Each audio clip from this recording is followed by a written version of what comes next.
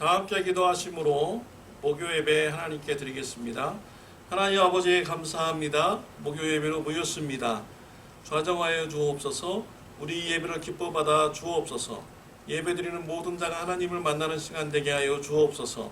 예수님의 이름으로 기도드렸습니다. 아멘. 다 같이 찬양 드리겠습니다.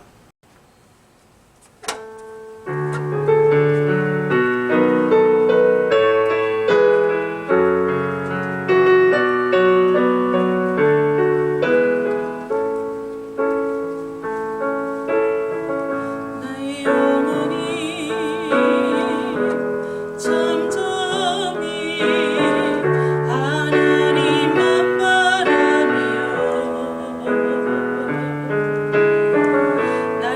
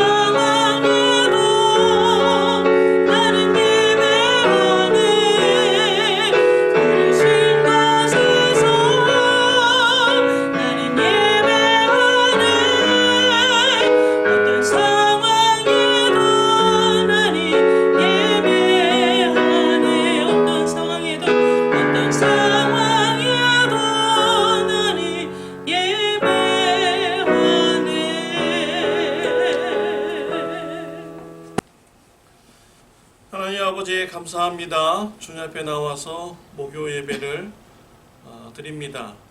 하나님 말씀을 선포합니다.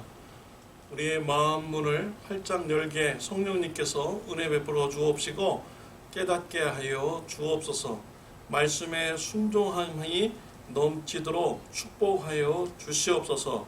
예수님의 이름으로 기도드렸습니다. 아멘. 오늘 이 시간 신명기 15장의 말씀을 우리 같이 교독하도록 하겠습니다. 매 7년 끝에는 면제하라. 면제의 규례는 이러하니라. 그의 이웃에게 구워준 모든 체주는 그것을 면제하고 그의 이웃에게나 그 형제에게 독촉하지 말지니 이는 여호와를 위하여 면제를 선포하였습니다. 이방인에게는 내가 독촉하려니와 내 형제에게 구워준 것은 내 손에서 면제하라.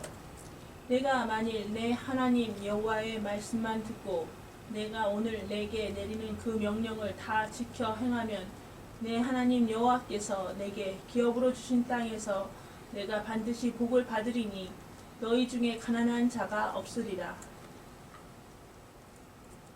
내 하나님 여호와께서 내게 허락하신 대로 내게 복을 주시리니 네가 여러 나라에 꾸어 줄지라도 너는 꾸지 아니하겠고 네가 여러 나라를 통치할지라도 너는 통치를 당하지 아니하리라.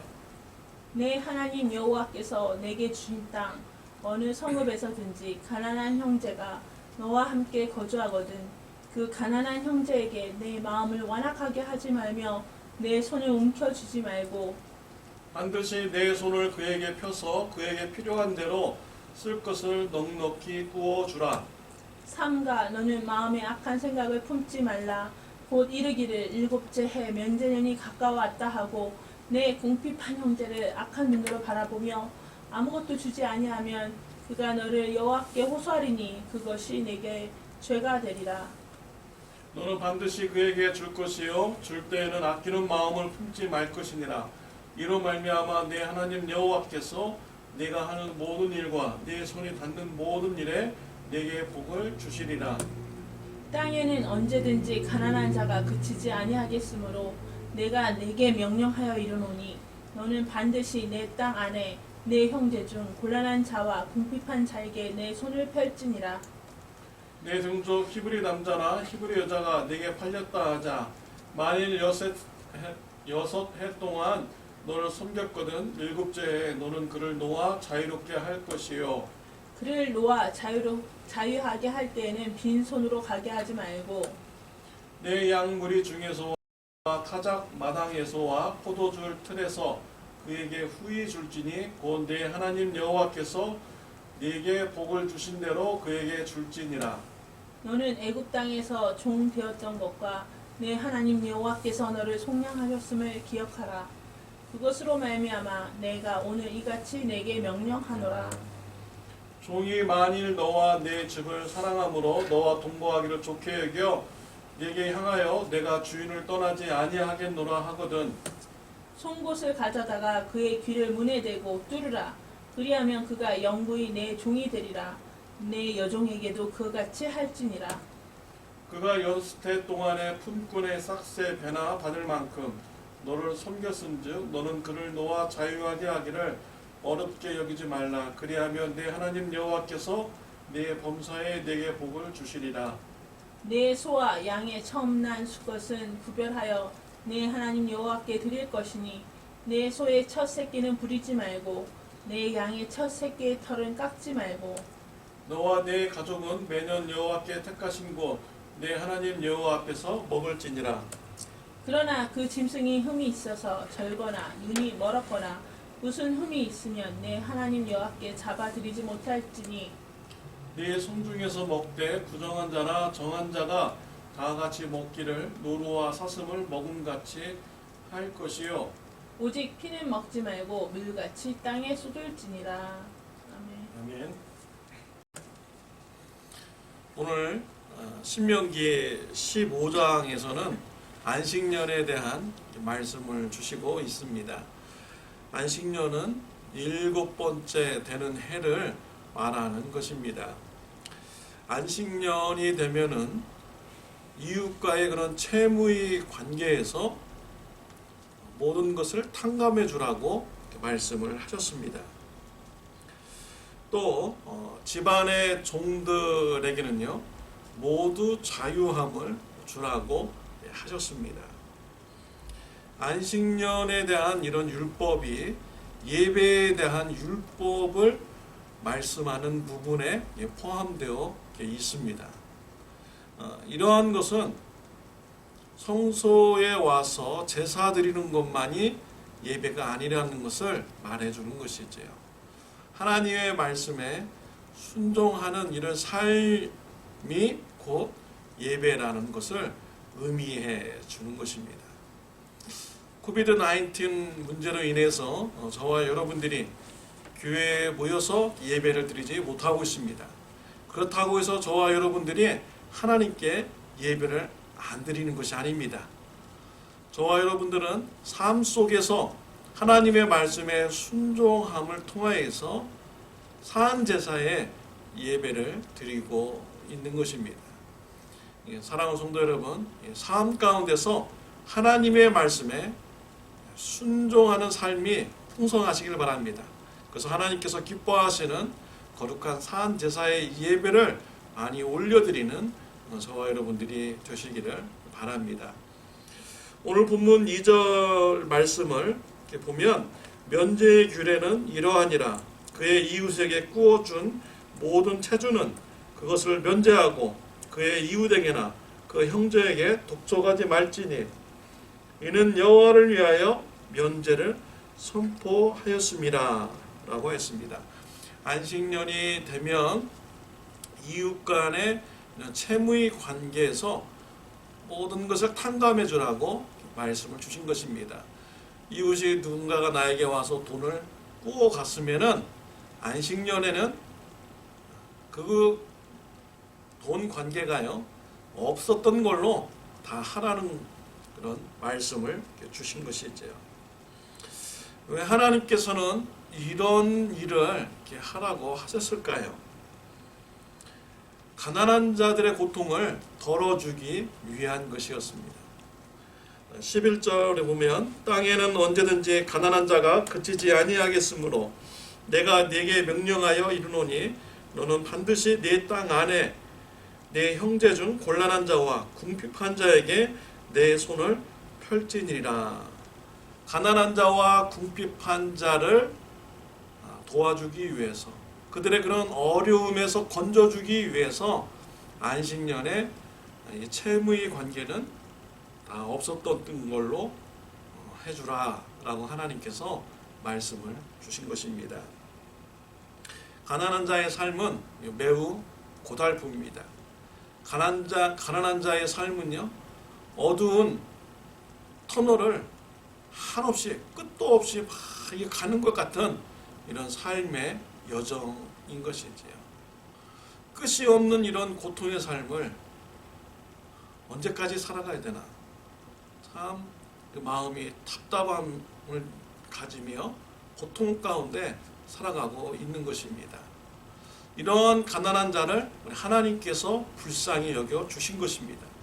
그래서 안식년이 되면은 모든 이런 채무의 관계를 없었던 걸로 만들라라고 하여 주신 것입니다. 그러나 이스라엘 백성들은 이러한 하나님의 뜻에 순종하지 않습니다. 오히려 그들은요 사업 간에 사업을 하다가 서로 빚진 것이 있으면은 그것은 무조건 갚아야 된다. 절대로 탕감이라는 것이 있을 수 없다. 라는 이런 법을 유대인들은 만들었다고 합니다. 또한 이러한 것은 로마법에서도 있었다고 합니다. 사업 간에 생긴 이런 채무의 관계는 절대로 탕감받을 수 없다. 라는 이런 법이 로마법에서도 있었다고 합니다. 인간의 욕심이요. 가난한 자들을 고통에서 벗어나게 하는 이러한 일을 방해하는 것이지요. 요즘 코비드-19로 인해서 많은 사람들이 어려움을 겪고 있습니다. 사업을 하시는 분들이 특히 더 어려울 것으로 생각이 됩니다. 제가 아시는 분은 상가를 빌려서 사업을 하셨습니다. 근데 코비드 19으로 인해서 가게를 문을 닫을 수밖에 없었던 것이죠. 수입이 있을 수가 없는 것입니다. 그렇지만 이 상가를 렌트를 했기 때문에 렌트비를 계속 내야 되는 것이죠. 첫 번째 달은 렌트비를 이렇게 내었습니다. 두 번째 달도 수입이 없는데 렌트비를 내려고 인터넷으로 들어가 보았더니 밸런스가 제로인 거예요. 그래서 너무나 놀라서 상가 주인에게 연락을 했습니다. 그랬더니 이 상가 주인이요, 코비드 19으로 인해서 많은 사람들 어려운데 내가 이 기간 동안은 렌트비를 받지 않겠다 라고 이렇게 말하는 것이었습니다. 이분이요, 아무 수입이 없는데 이제 렌트비를 이제 내지 않게 된 것이죠. 그 어려움의 그런 고통이 덜어지게 된 것입니다. 저는 이 상가의 소식을 듣고서요, 참 놀랐습니다. 세상에 이렇게 착하신 분이 계신가. 그 주인분도 나름대로 받아야 될 이유가 참 있잖아요.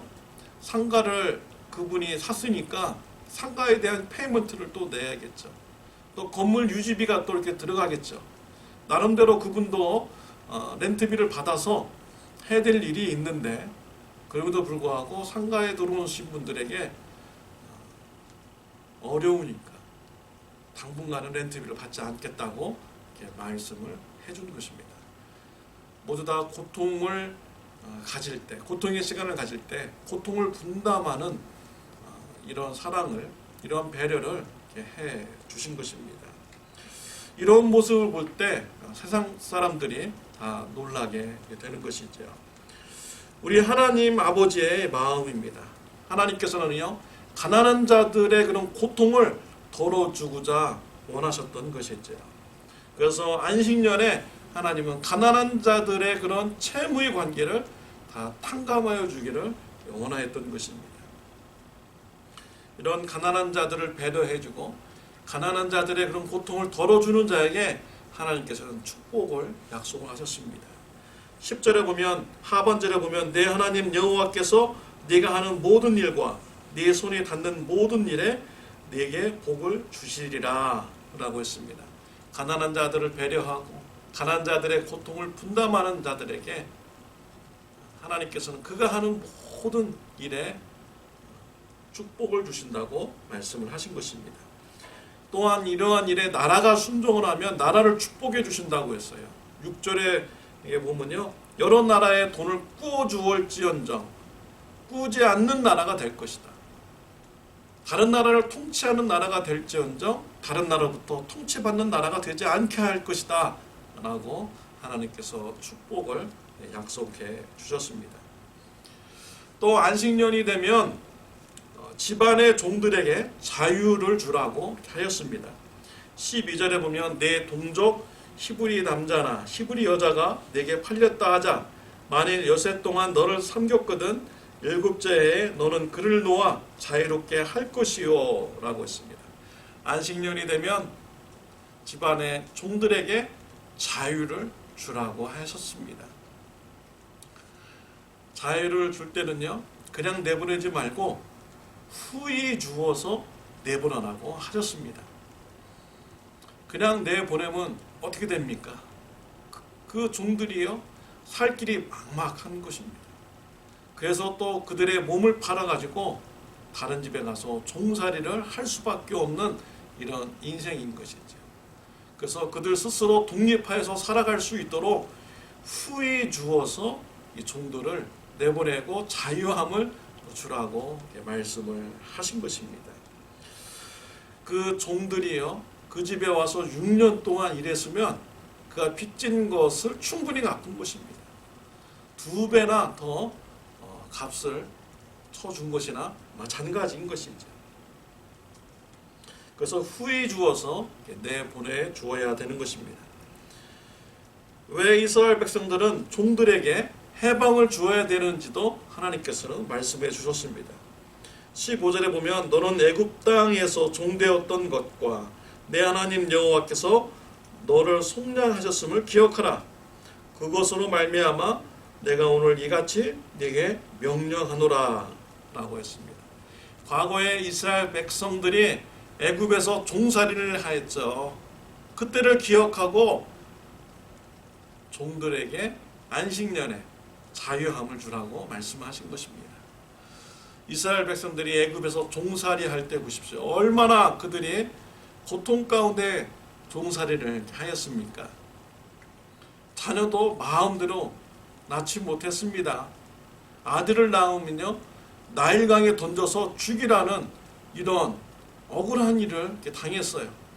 부모는 자기 자식 생명조차도 보존할 수 없는 이런 비참한 상황을 그들이 겪어야만 했던 것이죠.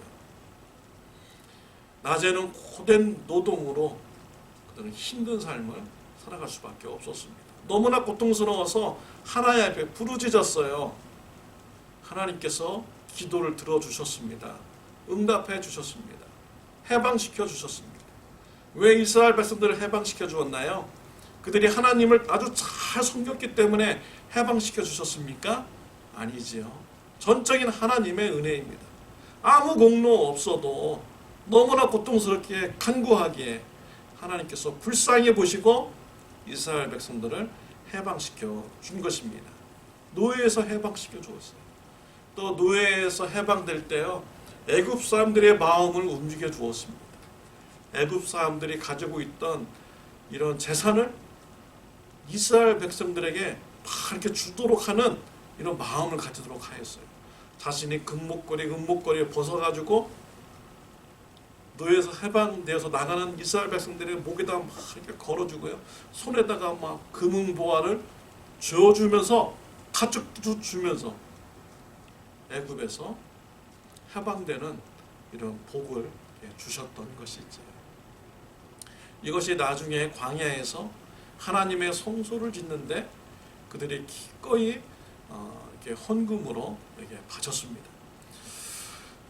과거에 이스라엘 백성들이 애굽에서 노예 생활을 했고요, 해방되올 때 후위받고 그들이 나왔습니다. 이런 것을 기억하면서요, 안식년에 자기 집안에 있는 이런 종들을 자유함을 주게 하고 후회 주어서 자유케 하라 라고 말씀을 하신 것입니다. 안식년에 종들을 해방시키는 이런 시간을 가지면요, 주인이 종들을 어떻게 대할까요? 종들로 아마 대하지 않을 것입니다. 저분은 지금 장시 채무 관계 때문에 우리 집에 와서 우리 집을 도와주고 있지만 저 사람은 안식년에 나와 똑같은 이런 지위를 가지고 나와 같이 살 이웃이다 라고 그들이 바라보게 될 것이죠. 더 이상 학대하지 않고요, 무시하지 않는 이런 관계가 이렇게 될 것입니다. 하나님은요, 이러한 삶을 원하셨던 것이죠. 하나님 안에서 모두가 다 한 가족이고 형제 자매인 것, 모두가 다 평등하다는 것을 하나님께서는 그런 삶을 살기를 원하셨던 것입니다. 요즘 한국 뉴스를 보니까 참 우리 한국 사람들의 마음을 아프게 하는 이런 사건이 있었습니다. 어느 한 아파트에 사는 사람이요, 아파트 경비원을 대하는데 머슴으로 대하였다는 거예요. 내가 이 아파트에 살고 내 이 아파트에 대한 유틸리티비, 유지비로 내가 세를 내가 다 내니까 당신 내가 준 돈으로 경비원 하면서 지금 살고 있다. 내 돈으로 당신은 살고 있으니까 당신은 내 머슴이야 라고 하면서 이 경비원을 막 대했다는 것이에요. 그리고 이 경비원을 막 때렸다는 것입니다. 그래가지고 코뼈가 부러져가지고 병원에서 3주 이상의 그런 진단을 받았대요. 이 경비원이요, 나중에 이 폭행으로 인해서 너무나도 무서워서 이분이 자살을 했습니다. 이것이 뉴스로 알려지게 되고요, 청와대에 청원이 막 들어가게 되었어요. 검찰에서는 이 사람의 출국 조치를 했습니다. 3주 이상의 진단이 나오면 10년까지 형을 내릴 수 있다고 합니다. 아니 이게 말이 됩니까? 어떤 사람이 거기다 댓글을 막 이렇게 써놨더라고요. 입주자는 경비원의 사장이 아니다. 경비원의 주인이 아니다. 라고 이렇게 써 놓았습니다. 자기가 주인도 아니잖아요. 근데 마치 주인처럼 또 경비원을 자신의 모습처럼 이게 막 이렇게 대하는 것입니다. 그러면 또 뭐 경비원의 사장님은 경비원을 막 대해도 됩니까? 자기가 높은 지위에 있다고 월급을 주고 있다고 해서 아랫사람을 노예처럼 모순처럼 생각하면서 막 대해도 되는 건가요? 하나님께서는 이러한 것을 원치 않으신 것이죠. 하나님 앞에서 모든 사람들이 다 한 가족입니다.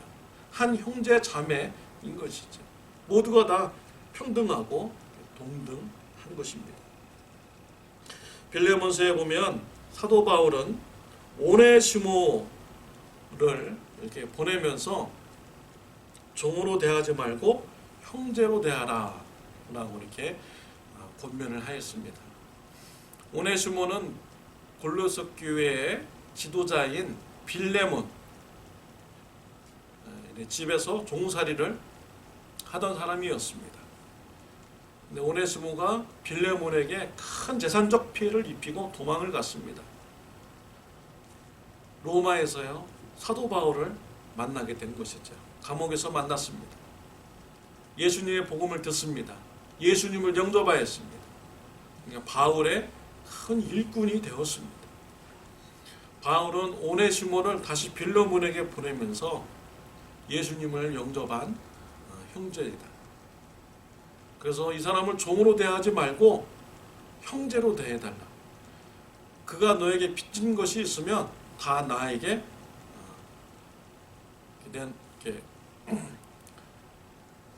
전하라는 것입니다. 그러면 다 자기가 갚겠다라고 바울이 말을 한 것이에요.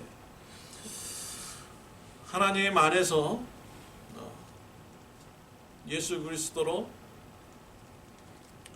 예수님을 영접하고 구원받은 자는요 다 하나님의 자녀인 것입니다. 모두가 다 동등한 것이죠. 한 가족인 것입니다. 이 오네시모가요 이 이름의 뜻은 유익하다라는 이런 뜻을 이렇게 가지고 있습니다.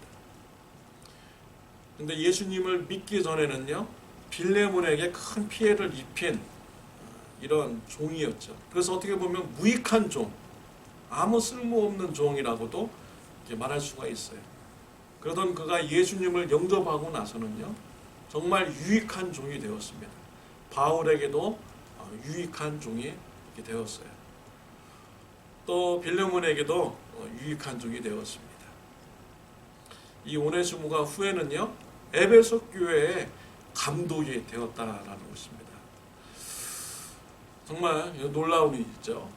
종의 신분에서 에베소 교회의 최고 높은 그런 감독의 그런 위치의 지도자까지 그가 성장하게 된 것입니다. 하나님 안에 이렇게 있게 되니까 유익한 종이 이렇게 된 것입니다. 하나님은 그가 종일지라도 하나님 앞에서 한 가족이고 한 자녀로 서로 관계를 갖기를 원하시는 것입니다. 우리 예수님께서는 이 땅에 포로된 자를 자유케 하시려고 오신 분입니다. 누가복음 4장 18절에 보면 주의 성령이 내게 임하셨으니 이는 가난한 자에게 복음을 전하게 하시려고 내게 기름을 부으시고 나를 보내사 포로된 자에게 자유를 눈먼 자에게 다시 보게 함을 전파하며 눌린 자를 자유롭게 하고 라고 말씀하셨습니다. 예수님은 이 땅에 포로된 자를 자유롭게 하기 위해서 오신 분이십니다. 귀신 들린 자를 예수님께서는 귀신으로부터 자유롭게 하여 주었습니다. 귀신 들린 아들을 데리고 아버지가 왔습니다. 할 수만 있으면 이 아들을 고쳐주십시오. 예수님께서 할 수 있거든이 무슨 말이에요. 믿는 자에게는 능치 못할 일이 없느니라 라고 하면서 귀신의 노예가 되었던 이 아들을 고쳐주셨어요. 귀신을 내쫓아 주었습니다. 그리고 이 아들이 귀신으로부터 자유함을 얻도록 치유하여 주셨습니다. 막달라 마리아는 7 귀신 들린 자였어요. 7 귀신의 노예가 된 이런 사람이었습니다. 예수님께서 귀신을 다 내쫓아 주셨습니다. 막달라 마리아는 귀신으로부터 자유한 자가 되었습니다. 거라사 지방에 예수님께서 가셨을 때는 군대 귀신 들린 자가 있었습니다. 예수님께서 그 군대 귀신을 다 내쫓아 주셨습니다. 군대 귀신이 돼지떼로 들어가서 돼지떼가 물에 들어가서 다 죽게 하였죠. 그리고 군대 귀신 들렸던 자가 귀신들로부터 자유함을 얻게 되었습니다. 해방된 것이죠. 또한 예수님께서는 죄의 노예가 된 자를 자유케 해주시는 분이 바로 우리 예수님이신 것입니다. 요한복음 8장 10절에 보면 간음하다가 붙잡힌 이런 여인이 왔습니다. 사람들이 이 여인을 붙잡아서 예수님 뵈어 와서요, 율법에서는 돌로 쳐서 죽이라고 했는데 예수님 어떻게 할까요? 예수님께서요 말씀하셨습니다. 죄 없는 자가 돌로 치라 라고 했어요. 그랬을 때 모든 사람들이 돌을 놓고 다 돌아갔습니다. 예수님께서 그 여인에게 말씀하십니다. 나도 너를 정죄하지 아니하노니 다시는 가서 죄를 짓지 말라 라고 하셨습니다. 죄로 인해서요 이 간음한 여인은 죄의 심판을 받았어야만 했었습니다. 그렇지만 예수님은 죄의 심판으로부터 이 여인을 구원하여 준 것입니다. 죄의 노예로부터 해방을 시켜주신 분이 바로 우리 예수님이신 것이죠. 또 요한복음 5장에 보면요, 예수님께서 38년 된 환자를 만납니다. 베데스다 연못가에서 38년 된 환자는요 누워 있었어요. 그런 천사가 베데스다 연못에 내려와 가지고 물을 움직이면은 첫 번째 들어가는 사람이 무슨 병이 걸렸든지 낫는다는 이런 전설을 믿고 그곳에서 기다리고 있었어요. 근데 아무도 그를 도와줄 사람이 없었습니다. 예수님께서 그 사람을 불쌍히 여기시고 병에서 고쳐주셨습니다. 일어나 걸어가라 하니까 그 사람이요 자기가 누웠던 이런 침낭을요 들고 걸어가게 됩니다. 이것을 사람들이 보고 놀랐어요. 근데 어떤 종교 지도자들은요 안식일에 그가 자기의 그런 침대를 들고 걸어갔다, 일을 했다라고 하면서 정죄를 했습니다. 예수님께서 나중에 그 사람을 만났습니다. 예수님께서 말씀하셨어요. 보라, 네가 나았으니 더 심한 것이 생기지 않게 다시는 죄를 범하지 말라라고 말씀을 하셨어요. 그러니까 이 38년 된 이 환자는요 죄 때문에 병에 걸린 것입니다. 죄로 인해서 이분은 38년 동안 고생 가운데 있었던 것입니다. 죄의 노예가 된 것이지요. 예수님께서 그분에게 은혜 베풀어 주셨어요. 그 병을 고쳐주셨고 죄에서 자유함을 얻는 이런 축복을 주신 것입니다. 그리고 다시는 죄를 짓지 말라라고 38년 된 환자에게 권면을 한 것이죠. 이와 같이 예수님은요 귀신에게 포로된 자를 자유케 하셨고 죄에 포로된 자를 자유케 하신 분이 바로 우리 예수님이신 것입니다. 예수님께서는 저와 여러분들을 죄에서 구속시켜 주시기 위해서 십자가에서 못 박혀 죽으셨습니다. 3일 만에 부활하셨습니다. 하나님의 아들이심을 증명하였고요. 그분의 피로 우리가 죄 사함 받은 것을 부활하심으로 증명을 하신 것입니다. 예수님의 피로 우리가 구속함을 받게 되었습니다. 구속이라는 단어가 무슨 용어입니까? 상업 용어예요. 값을 지불하고 사오다, 그리고 자유함을 주다 라는 이런 뜻을 가지고 있죠. 노예가 있으면요 그 노예를 돈 주고 삽니다. 그리고 돈 주고 사온 이 노예를 자유함을 주는 것이 바로 구속인 것이죠. 우리 예수님이요 그의 피값을 치름으로써 저와 여러분들을 죄에서 자유함을 주신 것입니다. 이와 같이 예수님은 저와 여러분들을 자유케 하시는 분이 우리 예수님이신 것입니다. 주님의 은혜에 감사하시는 저와 여러분들이 되시길 바랍니다. 그리고 이런 자유함을 주시는 예수님을 닮아가는 저와 여러분들이 되시기를 바라요. 우리가 어떻게 이웃에게 자유함을 줄 수 있습니까? 예수님의 보혈의 피의 소식을 전하시기를 바랍니다. 예수님의 보혈의 피의 소식이 전해질 때 이웃이 예수님을 알게 되고 예수님을 영접하게 됩니다. 예수님을 믿습니다. 그가 죄에서 자유함을 얻는 이런 축복을 받게 되는 것입니다. 하나님은요, 우리 모든 이런 자녀들이요, 다 동등하게 살기를 원하고 있습니다. 또 하나님은 가난한 자들을 사랑하시는 분이 우리 하나님이신 것이죠. 가난한 자들에게 그들의 고통을 덜어주고자 원하시는 분이 바로 우리 하나님이십니다. 그래서 안식년에 이 채무의 관계를 탕감해 주라고 하셨습니다. 그리고 안식년에 종들을 해방시켜 주라고 했습니다. 하나님 안에 우리 모두가 다 가족의 이런 관계이고요, 형제 자매의 동등한 관계이고 평등의 이런 관계인 것입니다.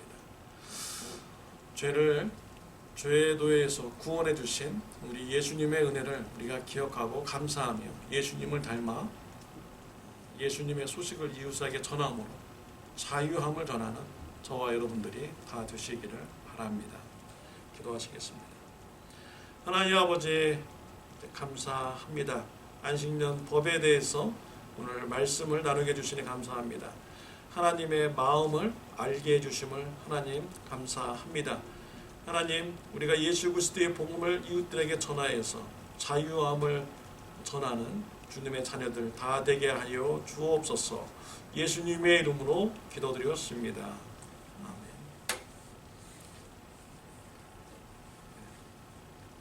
아멘. 코비드-19 문제가 빨리 해결이 되어서요, 우리 성도님들과 같이 교회부에서 예배드릴 수 있도록 여러분 기도하여 주시기 바랍니다. 코비드-19로 인해서 우리 성도님들 가족들 중에서 어려움이 당하시는 분이 없도록 여러분 기도하여 주시기를 바랍니다. 주기도문으로 목요 예배를 마치도록 하겠습니다. 하늘에 계신 우리 아버지여, 이름이 거룩히 여김을 받으시오며 나라에 임하옵시며 뜻이 하늘에서 이루어진 것 같이 땅에서도 이루어지이다. 오늘날 우리에게 일용할 양식을 주옵시고 우리가 우리에게 죄 지은 자를 사해 준 것 같이 우리의 죄를 사하여 주옵시고 우리를 시험에 들게 하지 마옵시며 다만 악에서 구하옵소서. 대개 나라와 권세와 영광이 아버지께 영원히 쌓옵나이다. 아멘. 감사합니다. 목요 예배를 마쳤습니다.